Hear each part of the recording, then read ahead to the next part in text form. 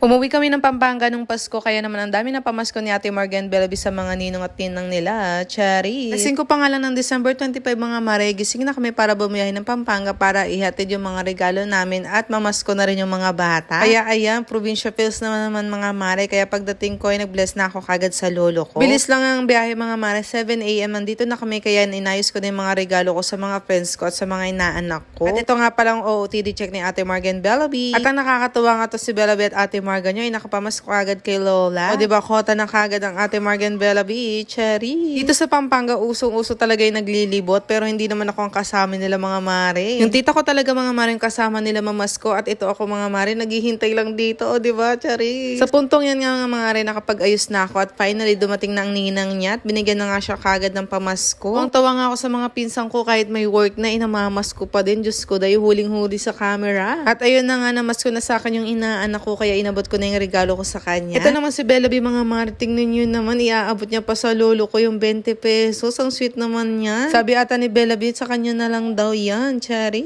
Nagpabili nga si Bellaby ng lobo mga mare, pero Diyos ko, dahil lumipad lang din yan. Pagbalik ni Ate Morgan yung mga mare, grabe, nakakatuwa at ang dami niya ng pambili ng laruan. Sabi ko nga sa kanya mga mare, akin na lang yan, pero ayaw niya, Cherry. Biglang nawala si Bellaby mga mare, kaya naman nahanap ko siya dito sa bahay ng tita ko, nakikikain na, nagutom. At dahil nandito na nga rin ako mga mare, ayan na nga, binigyan na ako ng plato at makikikain na rin ako. At ayan nga yung mga pinsan ko, videohan ko daw sila para masama sa vlog. At ang Ma'am Shilaika nyo, ituwang-tuwa sa pagkain dahil masarap talaga ang lutong Kapampangan. Sobrang namiss ko nga mga mare tong sipo egg dito, tapos yung kare-kare, ang sarap. Kaya naman thank you so much po sa food. At after namin kumain doon mga mare, lumabas na kami kagad at ito nga si Ninong Ian, namigay na ng pamasko. Ang bait naman, talagang pinuntahan pa si Bellaby. At alam nyo ba, lahat ng pamasko ni Bellaby mga mare ay pinapalagay niya sa bag ng ate niya at ayan, kaya napupuno na. Sobrang sweet naman yun ni Bellaby. Tingnan nyo naman, gusto pang ihag ang ate niya. Pambili daw nila ng toys yan. At syempre, ang ninang Patricia, nagbigay na rin ng pamasko. Diba? Thank you so much, Ninang. We love you. Bandang 12 PM mga mare, nagkayayaan nga kami mga barkada ko na mag-SM Pampanga. Kaya ito, for the init ang mga person. Wala pang regalo sa amin yung kaibigan kong isa, si Patricia. Kaya ito, napag-desisyon na ipamili kami dito sa may bench. Pamili daw kami ng bra para naman New Year, new bra ang atake. Chari. Wala na kasi ako maisip na ipabili sa kanya, bra na lang mga mare, para naman may bago tayong bra ngayong bagong taon. Charis ulit. After namin maglibot-libot na naman mga mare, pumunta naman kami sa pen shop dahil nga isa naming kaibigan ay gusto nga itong top na to. Ayaw niya nung bra. O diba, iba talaga ang kaibigan namin mga mare. Pinag-shopping kami for today's video. And after namin maglakad na napakahaba dahil alam niyo naman sa SM Pampanga, napakahaba ng mall na to. Nakakapagod at nakakagutom talaga mga mare. Charis. At tignan niyo naman si Ate Morgan yung mga mare, gutom na gutom talaga, kaya naman sinimot niya itong chicken na hawak niya. O diba, ang sarap talaga ng kain ni Ate Morgan. After nga doon, nagpag-decision na naman namin mag-Starbucks. After ng chikahan mga mare, nagpaalam na rin kami sa isa't isa at babalik na rin kami kagad ng Manila. Kinagabihan naman mga mare for the food trip na naman, at ito ang aming dinner, o share lang mga mare, share ko lang.